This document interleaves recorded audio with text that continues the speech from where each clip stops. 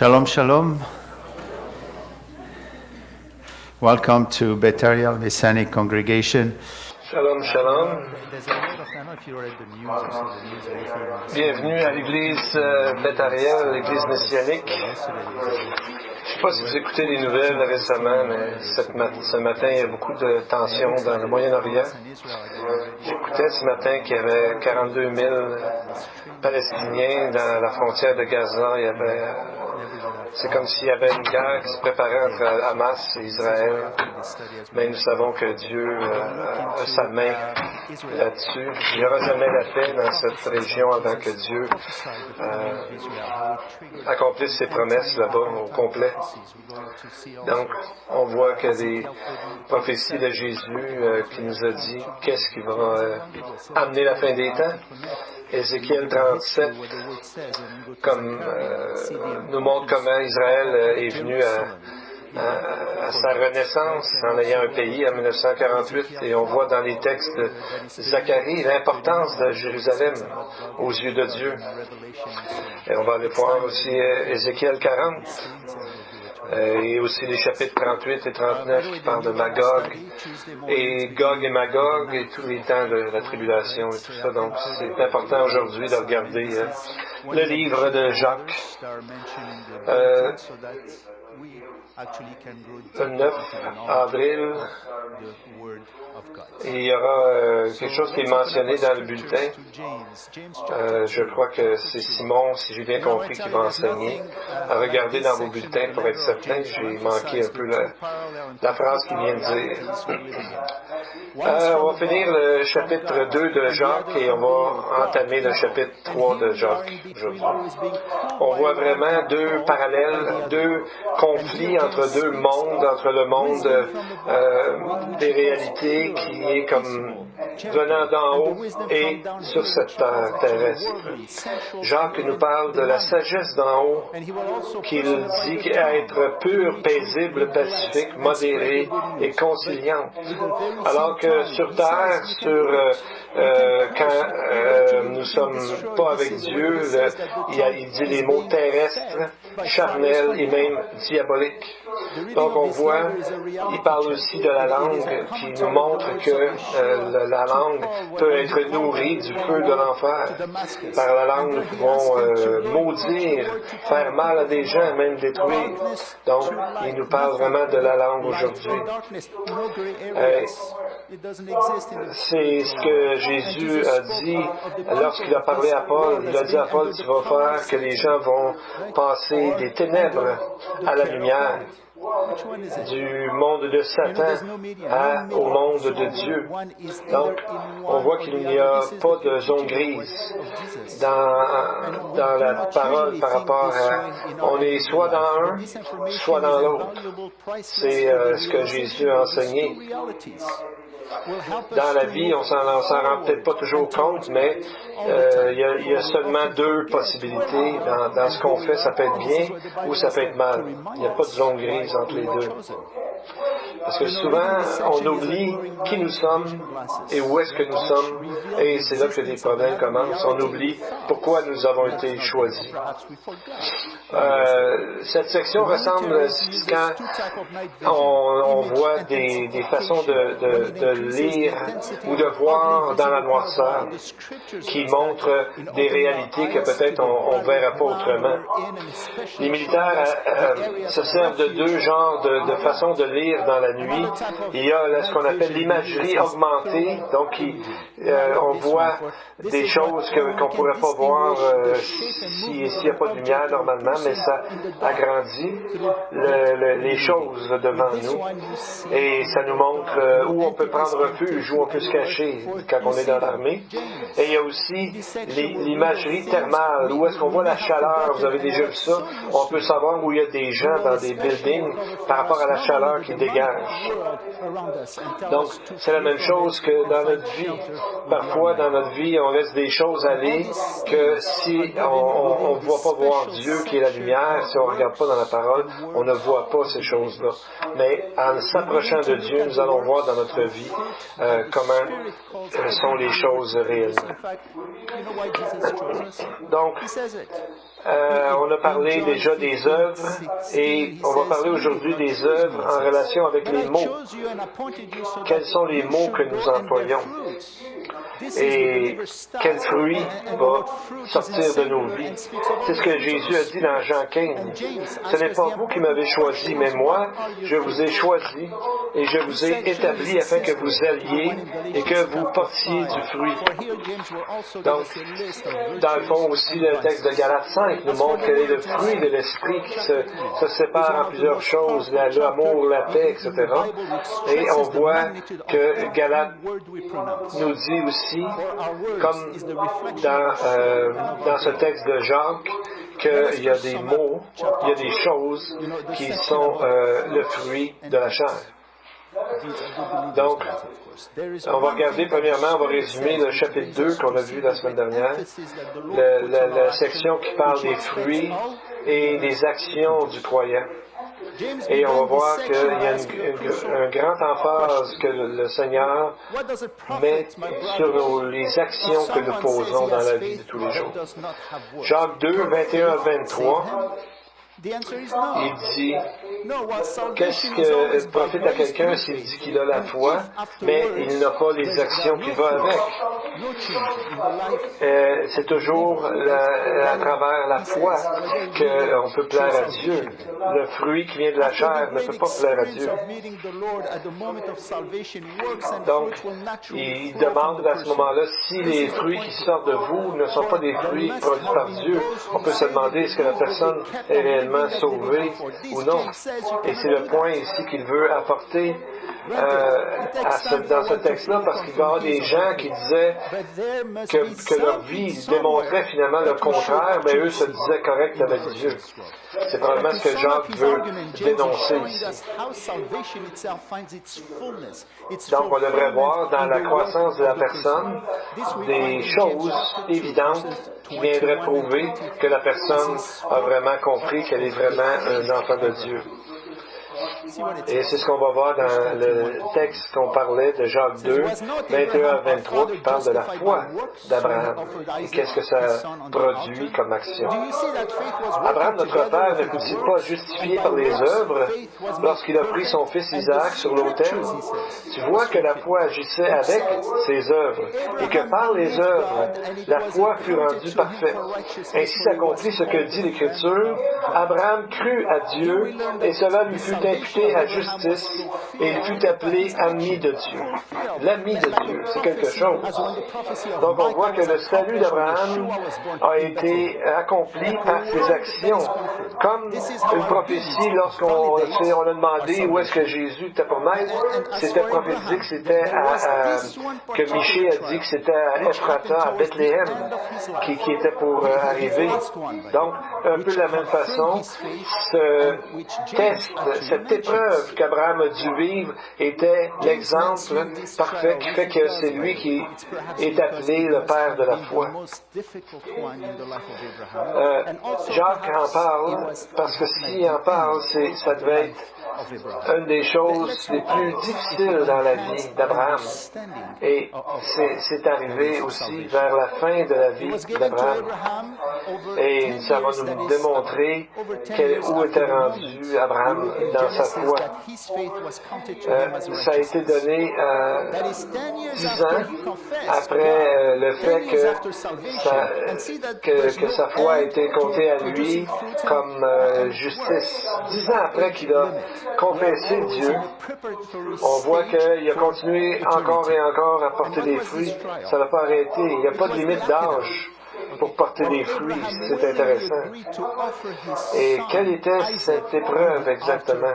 C'est ce qu'on appelle le Hakeda, où est-ce que Abraham a volontairement voulu offrir son fils sur l'autel. Pourquoi? Parce qu'il écoutait, il voulait obéir à ce que Dieu lui a dit. Et Dieu s'est servi de ça pour prophétiser la mort et la résurrection de son propre fils. Et c'est pour ça qu'on dit que cette épreuve a fait qu'Abraham est le père de notre foi. C'était un moment où c'était extrêmement difficile pour lui d'avoir cette foi-là, d'aller sacrifier son fils que Dieu lui avait donné, son fils bien-aimé. Et imaginez-vous, même si le texte ne le dit pas dans ses détails, quel difficile moment Abraham a dû passer avant d'arriver à faire ce que Dieu voulait. J'imagine que c'était très difficile pour lui. Comment est-ce que Dieu pouvait demander une telle chose alors que toutes les promesses de toute la nation d'Israël et tout ce qui va arriver reposaient sur sa descendance, donc sur Isaac? Donc, Abraham devait avoir beaucoup de difficultés humainement à comprendre. Mais c'est là que sa foi s'est mise en jeu, alors que même humainement, il ne pouvait pas comprendre ce qui arrivait. Il n'y avait pas de logique là-dedans. Il n'y a aucune bonne raison qu'on pourrait trouver, à part qu'il a eu la foi en Dieu, malgré ce que Dieu demandait qui semblait impossible. Est-ce que vous avez déjà été éprouvé jusqu'à ce point? Donc, on voit que ça a duré longtemps quand même, 3 jours. 3 jours à travers un voyage difficile, à travers plusieurs collines, des montagnes, des chemins difficiles, de Beersheba à Jérusalem, où est-ce que le mont Moria, c'est un endroit très accidenté, très difficile. Donc, c'était pas facile. C'était pas comme on dit walk in the park, c'était pas comme aller n'importe où facilement. C'était difficile pour Abraham. Et c'est peut-être à ce moment-là qu'Abraham a pensé retourner en arrière parce que toute la demande semblait ne pas faire aucun sens. Parfois, c'est des choses dans notre vie, l'épreuve, pour nous, ça ne fait aucun sens. Mais pour Dieu, il y a une raison, il y a quelque chose. Dieu était tellement réel pour Abraham, il y avait tellement de bonne communion avec lui. Il s'est juste dit parce que je le fais, parce que le Seigneur m'a dit de le faire. Jacques nous dit que ça, c'est la foi en action. Donc, Dieu n'a même pas permis qu'il lève le couteau sur Isaac, mais simplement voir s'il était prêt à le faire. Et c'est le livre des Hébreux qui nous dit comment ça s'est passé. Et que Abraham savait que quoi qu'il arrive, il retrouverait son fils. Il ne comprenait pas vraiment tout ce qui pouvait arriver, mais il savait qu'il retrouverait son fils. Et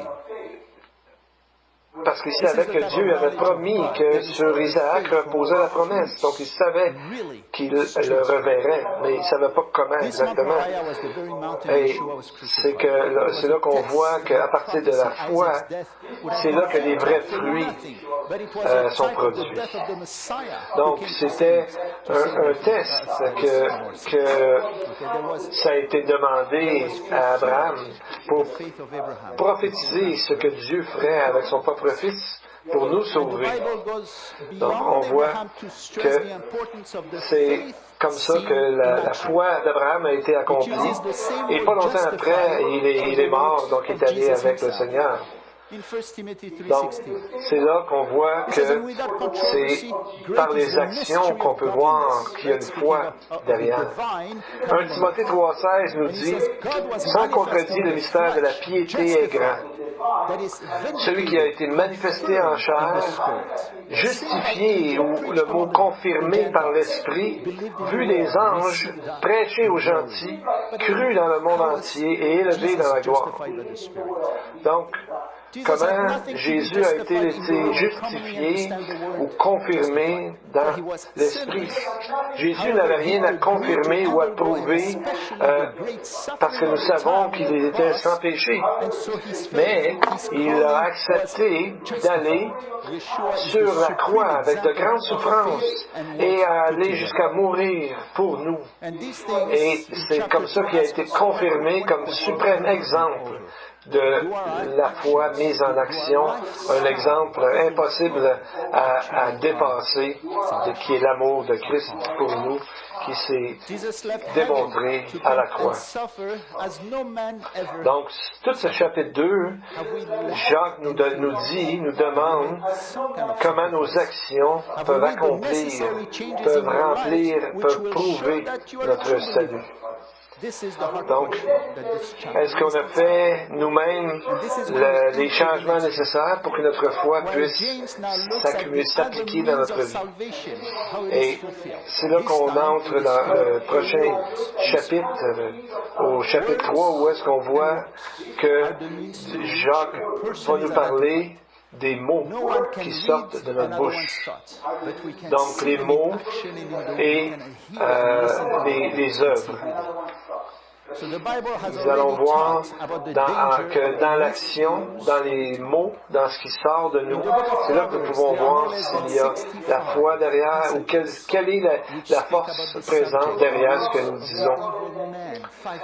Donc, dans le livre des Proverbes, il y a plusieurs passages qui parlent de la langue.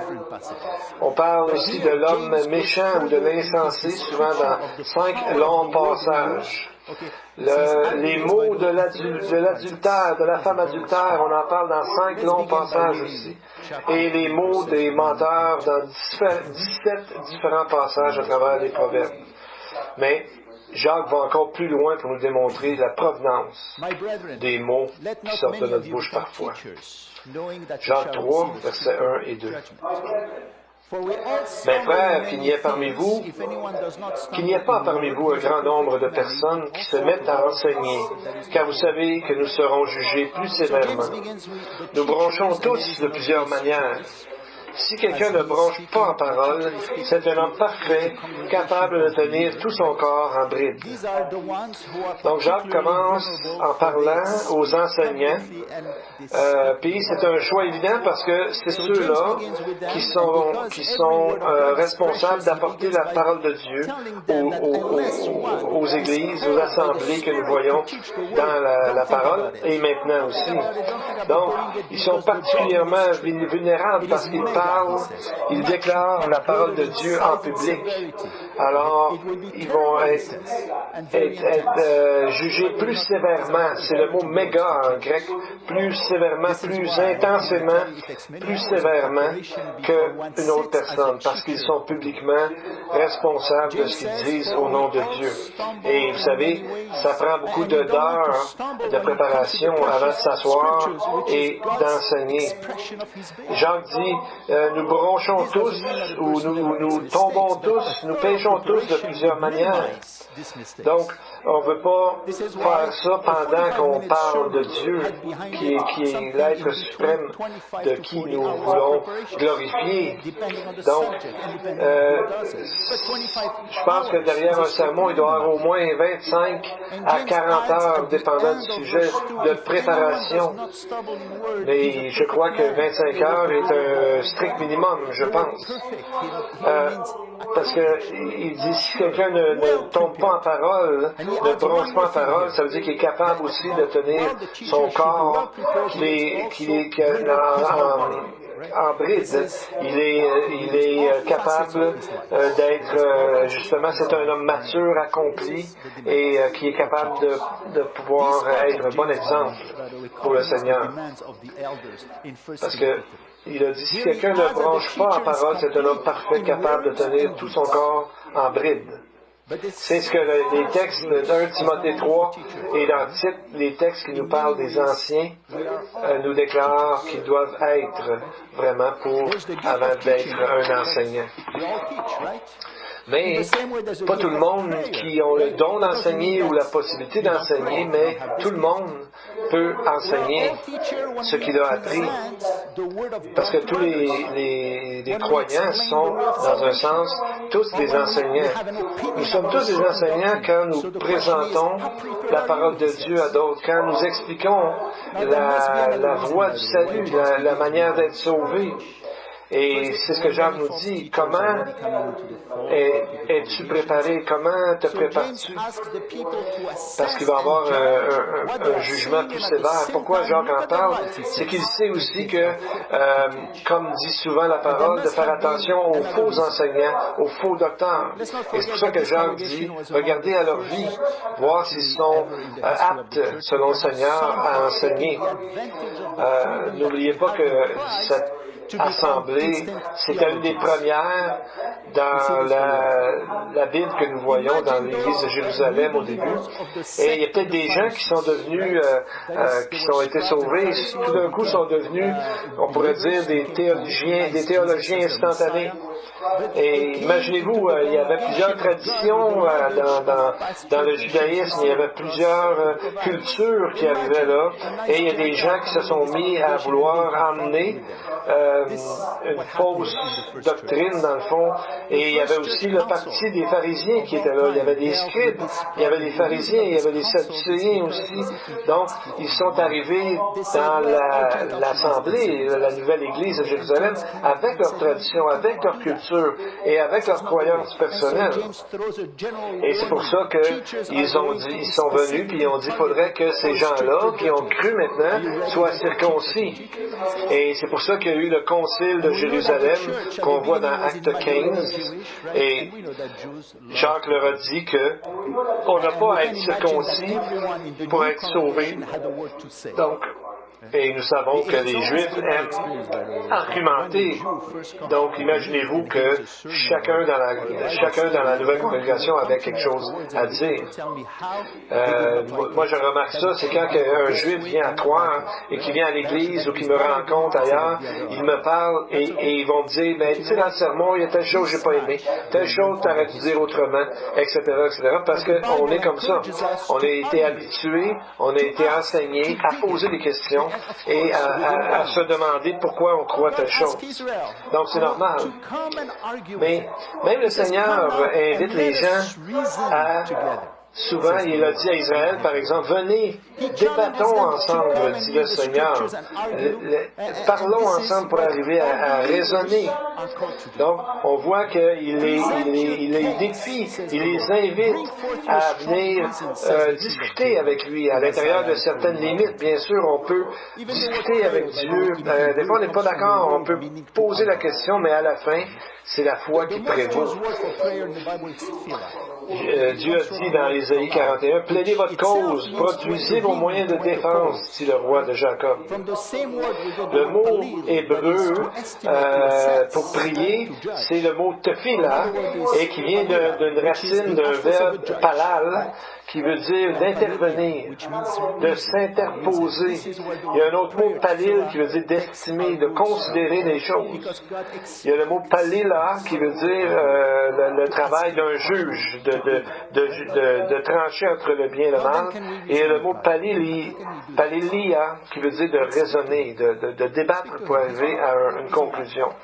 Donc, c'est à partir de ces mots-là que le mot hébreu tefila, prier, prend sa racine. Et on voit qu'Abraham a utilisé cette façon de raisonner avec Dieu, de discuter avec Dieu, pour expérimenter, parce qu'il connaissait son Dieu, il savait qu'il pouvait lui parler.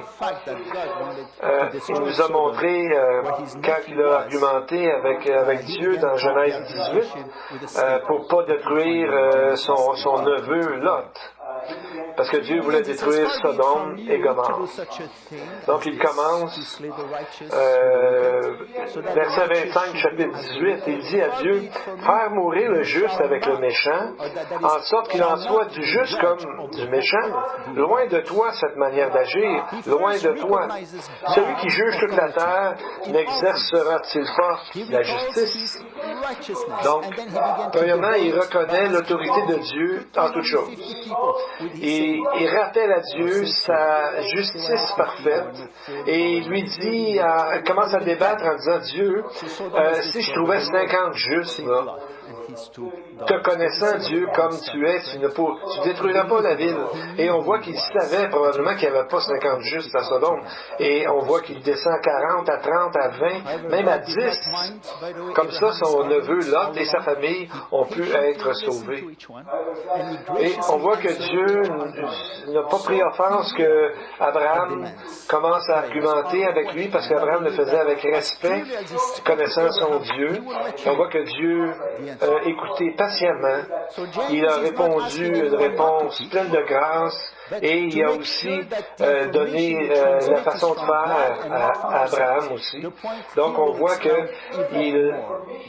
a répondu à Abraham. Et de la même façon, lorsque nous sommes sincères et respectueux avec Dieu, Dieu va nous répondre et nous pouvons être certains de ce que Dieu nous dit va arriver et ce que Dieu veut nous montrer, c'est justement d'agir par la foi.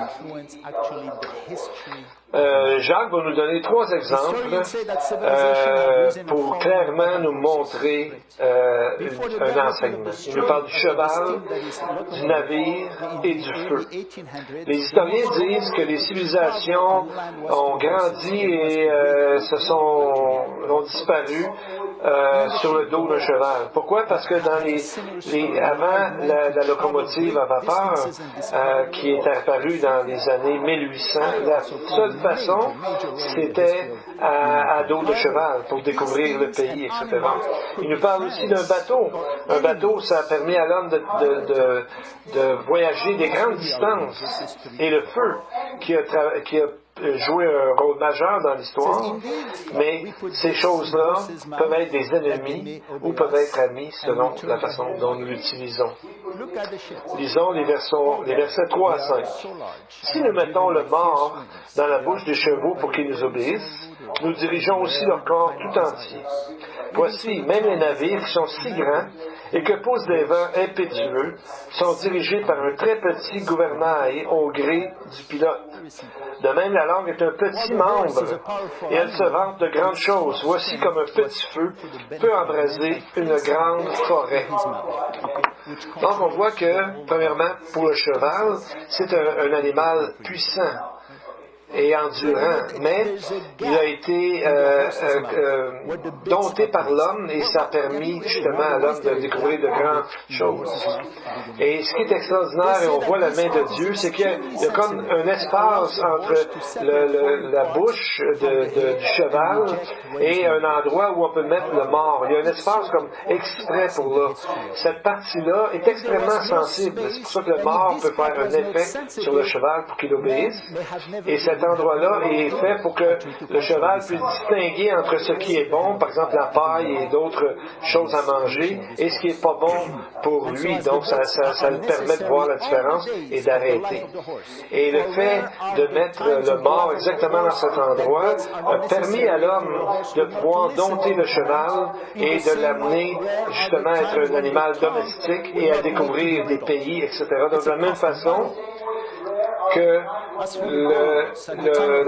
la bouche a toujours besoin d'avoir un mort, d'avoir quelque chose qui le restreint dans son action, tout comme le cheval a toujours besoin d'un mort dans la bouche pour pouvoir obéir. On n'enlève jamais longtemps le mort dans la bouche du cheval, sauf au repos lorsqu'il est dans son endroit pour qu'il est seul lui-même à ce moment-là. Et de la même façon, Paul disait qu'il traitait son corps durement et il le tenait assujetti en voulant dire que c'était lui le maître du corps et non l'inverse. Et c'est à ce moment-là que Paul appliquait ce verset-là ou cette connaissance-là. Et c'est de la même façon pour nos mots peuvent faire beaucoup de tort s'ils ne sont pas retenus par l'Esprit de Dieu. De la même façon pour un bateau qui est simplement dirigé par un petit gouvernail, un petit morceau. C'est très important pour les bateaux. Et c'est un peu ce qui est arrivé dans les avions, vous savez, qui sont tombés, les Boeing 737 MAX 8, qui ont tué 346 personnes en 2 crashs d'avion. C'est parce que les 2 fois, leur gouvernail, leur façon de gouverner au départ de l'avion avait un problème et ça a créé la mort, ça a créé un accident terrible. Dans la 3e illustration où il parle du feu, un feu peut allumer une grande forêt. On peut gagner un argument avec nos mots, mais perdre un ami. Donc, on voit que c'est trois choses qui nous donnent une illustration de ce qu'il ne faut pas faire et ce qu'il faut faire. C'est ce que l'apôtre Paul était capable de nous dire comment il pouvait faire une œuvre pour Dieu, c'est qu'il tenait son corps il le tenait assujetti, c'est lui-même qui décidait ce que son corps faisait afin de marcher de la bonne façon, de marcher dans le Seigneur. Jusqu'à maintenant, les illustrations sont très claires, on comprend ce qu'il veut dire, jusqu'à temps qu'on arrive au verset 6. À ce moment-là, Jacques se met à ressembler beaucoup aux prophètes de l'Ancien Testament de la façon qu'ils parlaient avec leurs images. La langue est aussi un feu, le monde de l'iniquité.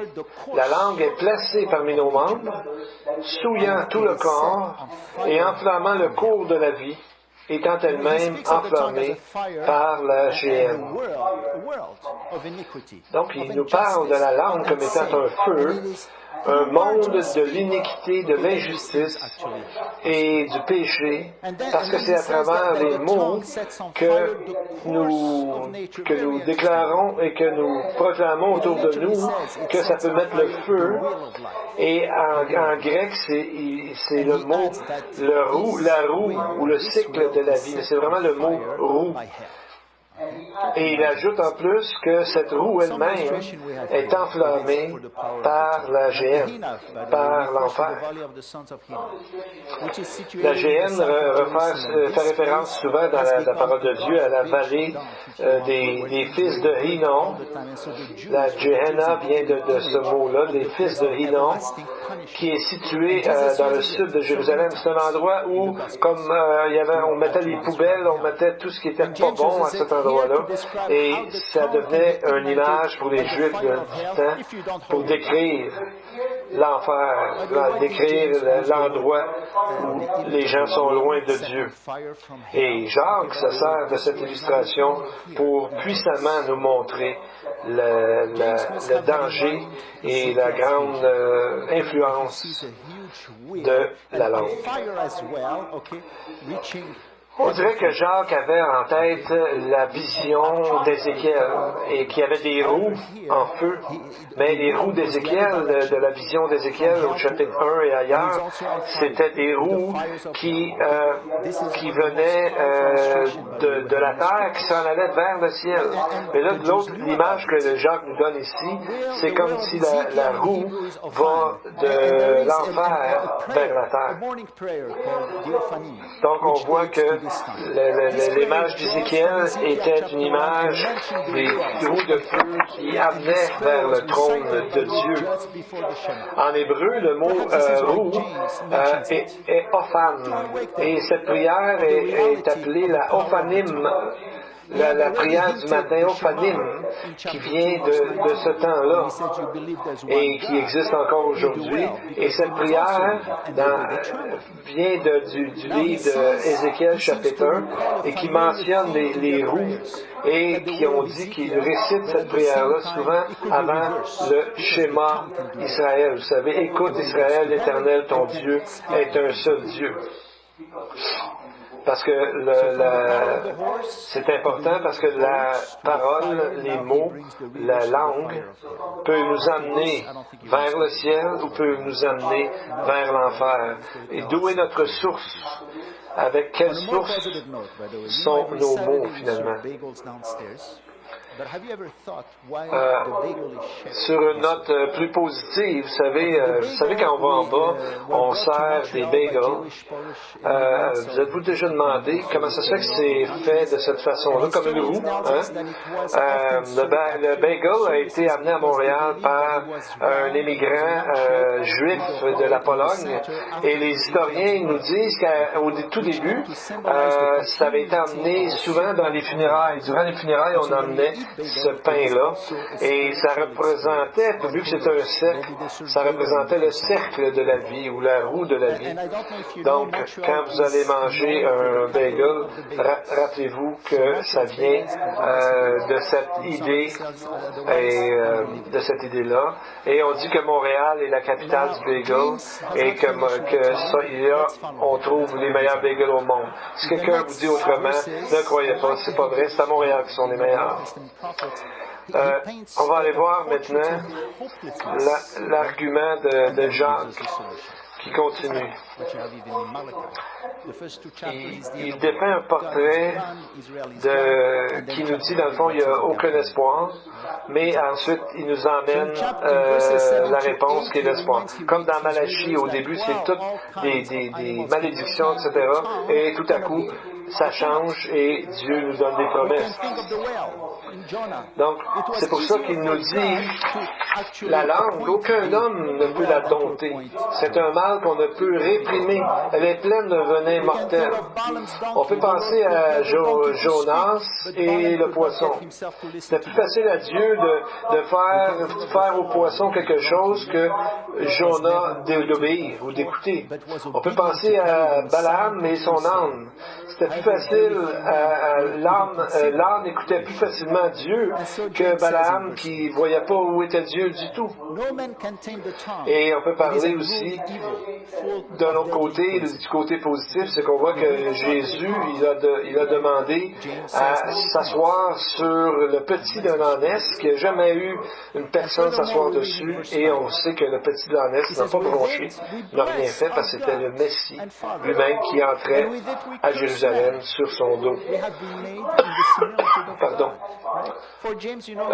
Jean continue en ajoutant au verset 9, « Par elle, nous bénissons le Seigneur notre Père, et par elle, nous maudissons les hommes faits à l'image de Dieu. » Premièrement, pour lui, maudire l'homme est comme maudire Dieu, parce que l'homme a été créé à l'image de Dieu. Et pour Dieu, l'homme, l'humain, est sa suprême création. Donc, ça n'a aucun sens de maudire l'homme. Parce que l'homme derrière, c'est la création de Dieu. Et c'est pour ça qu'il dit, de la même bouche sortent la bénédiction et la malédiction. Ça ne doit pas être comme ça. Nous devons parler des mots de vérité. Il y a une petite fille qui avait demandé à sa mère, qu'est-ce qui est le pire? Est-ce que c'est de voler ou de mentir? Sa mère a dit, les deux sont péchés, donc je ne sais pas lequel est vraiment le pire. La petite fille a pensé, elle dit, maman, j'y ai pensé beaucoup à ça, mais je pense que c'est beaucoup pire de mentir que de voler. Pourquoi? A demandé la mère. Elle dit, maman, par exemple, si je vole quelque chose, je peux le ramener, à moins que je le mange. Même si je le mange, je peux payer pour le rembourser. Mais des mots méchants, je ne peux jamais les reprendre. Ils sont partis. C'est vraiment impossible. Parfois, c'est très difficile, parfois même impossible de ramener des mots qui ont été dits. Ça peut créer énormément de problèmes et même des guerres dans le monde, on a vu. Et c'est pour ça que Jacques veut nous apporter le côté positif de la langue. Il dit au verset 10, « Il ne faut pas, mes frères, qu'il en soit ainsi. » Donc, avec l'aide de l'Esprit de Dieu, nous pouvons dompter la langue et l'utiliser pour glorifier Dieu. Et c'est là que Jacques nous donne encore plus d'illustrations encore. Il dit au verset 11, « La source fait-elle jaillir par la même ouverture l'eau douce et l'eau amère? Un figuier, mes frères, peut-il produire des olives ou une vigne des figues? De l'eau salée ne peut pas non plus produire de l'eau douce. » Donc, ainsi devrait être la langue de quelqu'un qui croit en Dieu. De sa bouche devrait sortir des rivières de guérison, d'encouragement, d'être avec la personne et non pas autre chose. Comme Jésus a dit dans Jean 7,38, « Celui qui croit en moi, des fleuves d'eau vive couleront de son sein, comme dit l'Écriture. » Donc, c'est ce que Jésus a dit. Je vous ai choisi afin que vous portiez du fruit. Ce sont ces fruits-là que Dieu peut faire à travers nous lorsque nous lui mettons la première place dans notre vie. Comme les figues ne peuvent pas devenir des olives. Et les figues, chaque arbre a son propre fruit. Pourquoi vouloir faire un autre fruit que celui pour lequel nous avons été créés? Ça n'a pas de sens. Les conclusions de Jacques sont du verset 13 jusqu'à la fin du chapitre. Et c'est là qu'il réintroduit l'idée des fruits à ce moment-là, pardon, des œuvres. On va voir les 3 derniers versets pour aujourd'hui. On commence au verset 13. Il dit, « Lequel d'entre vous est sage et intelligent, qu'il montre ses œuvres par une bonne conduite avec la douceur de la sagesse. Qui comprend toutes ces choses, mais celui qui est intelligent et sage. » Voyez-vous comment il met en lien l'intelligence et la sagesse. On voit souvent aussi dans la parole la connaissance et la sagesse. Quand on a les deux qui vont ensemble dans notre vie, nous devenons ce que Jacques appelle un individu complet, accompli et mature. Un ne peut pas fonctionner sans l'autre. Ces deux choses-là, la connaissance, l'intelligence de la parole de Dieu et la sagesse vont ensemble. La connaissance elle-même seule peut être sèche et arrogante. La connaissance, n'importe qui peut l'avoir. On peut la trouver dans les livres, mais celle qui vient d'en haut vient d'une marche avec Dieu et vient de Dieu lui-même. La connaissance, on peut la mémoriser, on peut mémoriser des choses, mais la sagesse doit être réfléchie, doit être discutée.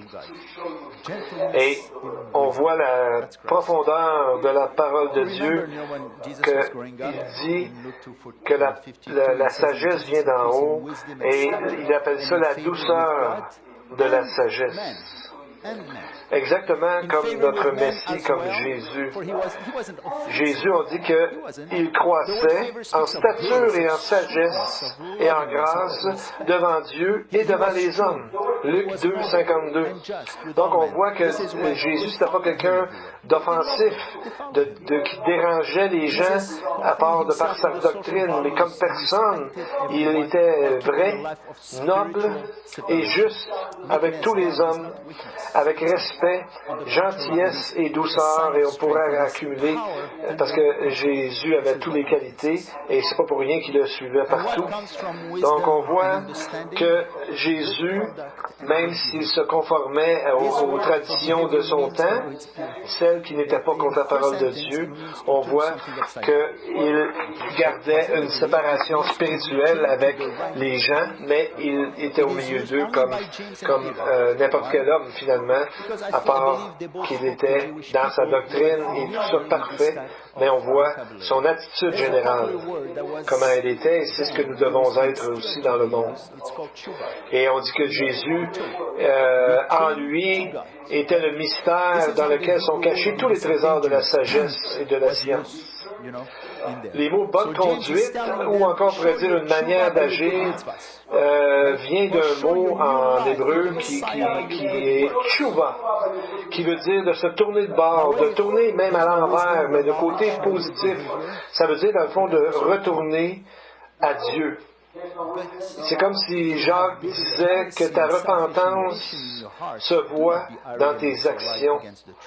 Montre ta nouvelle vie dans le Messie par tes actions, par tes œuvres. Donc, il y a deux choses qui empêchent de bien agir, c'est la jalousie et un esprit de dispute qui nous est parlé au verset 14.